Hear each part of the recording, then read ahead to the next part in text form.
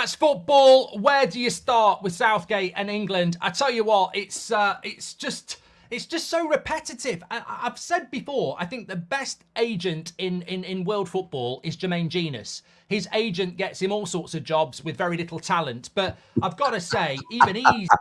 Hit the like button right now. Before you forget, hit the like button. Subscribe to the Terrace. Also, check out our brand new channel, our brand new podcast, The Squad. Go and get subscribed to that right now by scanning that QR code on the screen you can see right now. In the shadows when it comes to Southgate's PR. It's absolutely incredible how this man gets linked to jobs like Manchester United. He shouldn't be being linked to Rotherham United. And yet we go and see the sharp reality against Brazil again. And it's not the first time we've seen it. You could give Southgate the Mona Lisa and he'd rest his cup of tea on it and, you know, drop crumbs all over it. He doesn't know what to do with fine art. He doesn't know what to do with this England squad. And he gets away with it on PR and vibes. And the media fall for it. I think even some of England's players fall for it. Bottom line is, if you get a collection of porn stars and get them round to a spa every few months, they're going to enjoy the break, aren't they? You know, they're used to a very active and energetic, exciting position like...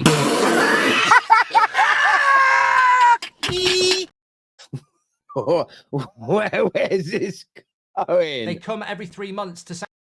What? Oh, right. Okay. They come to the place. Southgate's spa, sit down, watch a bit of Countdown, get pampered. Of course they're going to bloody like it. Of course they're going to like it. But it ain't porn and it ain't interesting to watch. And that's what you get with Southgate's England. It's boring. It's boring. And people get lost in the PR and the whole, oh, he's such a good team manager. He's basically a GRAN. He's basically a GRAN. Rest in peace, my GRAN. But like, basically, she lived in Nottingham. I hadn't lived there for years. And every couple of months, I'd go and see her. And I used to really look forward to it. She'd drop a bit of whiskey in my tea. We'd sit down, have a cup of tea and biscuits, reminisce, have a chat. Really loved my time there. She was a great manager of people, like Southgate. But I didn't get anything done. I wasn't getting any work done. I wasn't doing anything creative. I was just sitting down, having a lovely cup of tea and biscuit with my GRAN. A nice, warm, cosy feel. And that's what Southgate's generated for the media. Southgate is a nan. It's grandma. He's Nana. Gareth Nana. And there's so much truth in this. I read a statistic today. A damning statistic. 4 wins in 25 games against nations ranked in the top 10. Deep that for a minute. 4 in 25. That is astronomically bad. I actually want to get the actual maths on this. 4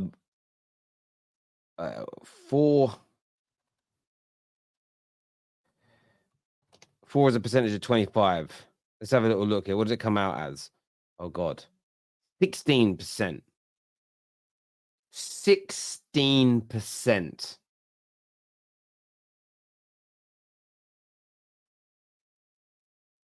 He wins 16% of his games against sides ranked in the top 10. And that is why I don't want him as the England manager. And Goldbridge is being brutal. Goldbridge is putting some comedy to it. Goldbridge is giving some outlandish examples, but he has to. Because the PR surrounding this man is ridiculous. There are people in the media talking about how he would be good for Man United. Rivals, of course, are bantering it and pushing it like it's real. But there are genuine pundits, top-level ex-pros, big journalists that are pushing this guy.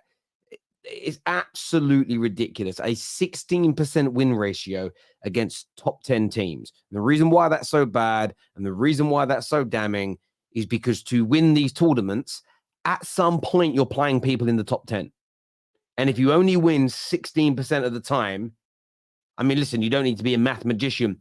Basically, you need 20 attempts to win at least 2 games. You're winning 1 in 10, and you don't know when that one's coming.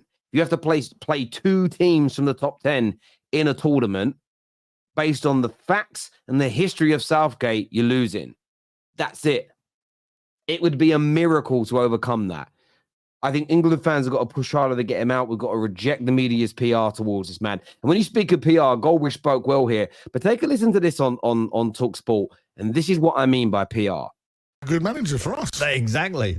That's what you like. But that is, and that is a kind of position what you find yourself. That's why it was called the impossible job, you know. But Gareth has made a good fist of it. Let's be honest. In terms of the years he's been there, and we suddenly got a very settled, got great young players coming through. The whole system has worked well. He's being fed players. Manu is another player coming into the system. So he's got it all going for him. And the question mark for Gareth, and if Gareth was sitting there right now, I would say to him, Gareth, you're going to need to win that tournament, mate. And I think he's very much aware of that. Yeah, I think so. And you know what? Even my dad said to me today, big shout to Cole, when I was on the way up here, he goes, you back on with Parsons tonight? I said, yeah. He goes, on your show tonight, please slate Southgate as the most awful England manager ever, please. And I was like... I was like, right, I will always be grateful for Gareth Southgate for making us all fall back in love with the international setup of England. He has done an incredible job at creating a camp and a load of players that enjoy. TalkSPORT got to sort their mics out here. Awful quality. We're going away with England now, and that is so important. I liken Gareth Southgate to a guy who's got a Lamborghini but drives it like it's like a Mini Cooper. So far, what both guys have said is absolutely fair. But I want to temper you with the title of this video is Alan Pardew urges England fans to get behind Southgate. And he isn't saying he has to win it, otherwise he wants Southgate sacked, Pardew. He's saying he has to kind of win it to get everybody off his back. And they're both right. He has made us fall in love with international football. He has settled the squad down. He has taken the toxicity away. But I think he's taken us as far as he can. And I think we were there at the end of the Euros, and we should have moved on from him and brought somebody in that can maintain that feel-good factor, but is literally a better coach. Something, because there's something like the Bellingham, the Fodens, even the Grealish, when Grealish was at his pump. I just think what he's got at his disposal, I think the frustration is, as Premier League fans, and we watch these boys week in, week out, and what they can do, we don't see him do that. He's a defender. His mindset's defensive. Great point. Look, great point. What you got to remember is that team, that all those individuals have to be brought together into a team unit, completely. Right? Here comes the PR. And he's built a team there, and he's got a good team around him. And at the moment, okay, the question mark is the final hurdle, isn't it? Because we've been close, right? So the question mark's the final hurdle. And I think Gareth's very much aware that this this particular tournament might be the final hurdle for him if he doesn't win it. And he's got the tools to do it. We can all see that. It's not often you come up against Brazil. He has the tools to do it. He has all the gear, but no idea. That's the problem. He has all the equipment. He doesn't know how to utilize it. And I actually thought, okay, they did win 1-0 Brazil, but we bossed the game really, and perhaps should have scored before them, I thought. And, I personally think we are the best team in Europe. The PR. We're not the best team in Europe. We have some of the best players. We have a really talented group. But the way we play football, we're not the best team in Europe. I'd love us to be the best team in Europe, but we're not. The standard of our football in terms of how we're coached and set up to play stops us from being the best team in Europe, Alan. Bar none. And I think he's got a great chance to win it. So at this point, we're not going to change him. There's no like TalkSPORT show or media outlet or Sky that's ever going to change the manager from now to the tournament. It's Gareth. Let's stick with him, get behind him. So the problem is that we all want him to win, but people should still be able to speak the truth as they see it, irrespective of whether they're going to change it or not. Come on now, Alan. The PR's got to stop.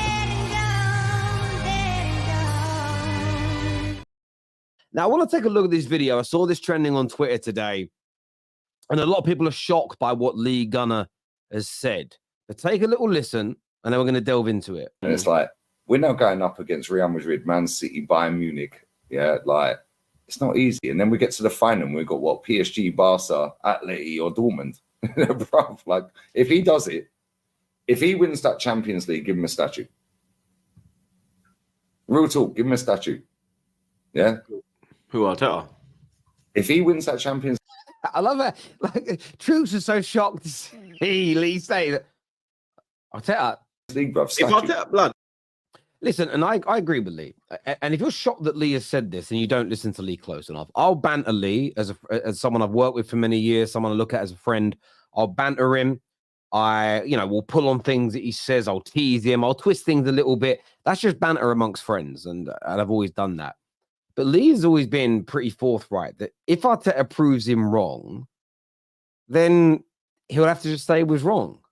And he'll celebrate it and he'll hold his hands up and say, well, the man has won the biggest trophy in Europe. He's won us something that's never been done before in our club's history. And if he does it, by the way, by knocking out Bayern Munich, knocking out Real Madrid or Man City, and then beating whoever it is in the final, it would have been one of the hardest routes to winning the trophy ever for, by the way, a fledgling manager in the tournament. It would be historic. So I'm not surprised Lee said this because it's true.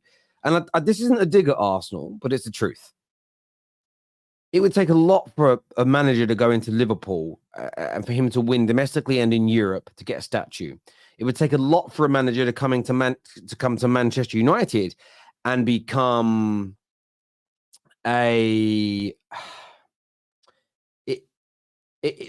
such an iconic manager, win things to get statues.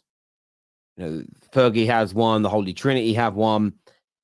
So Matt has one, and to get to that level, you're talking about multiple Champions League, multiple Premier Leagues, multiple domestic trophies for a prolonged period of time. Arsenal, they have, 13 league titles as an example, lots of FA Cups. But if somebody in their club wins a Champions League, it's an achievement that's never been done before. So I actually concur with what Lee says, and I think that he wouldn't get one literally in the summer. It would be most likely years later.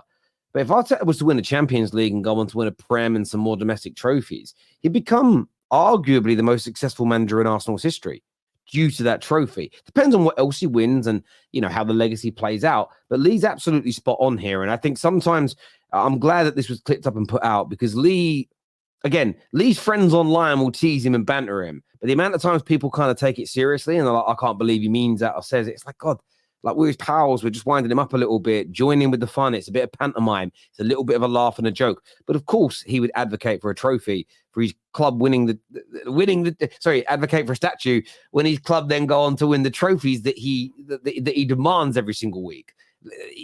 Where else would he go from there? He's not just going to double down and say, actually, we fluked it. He's not going to do that. Why would he?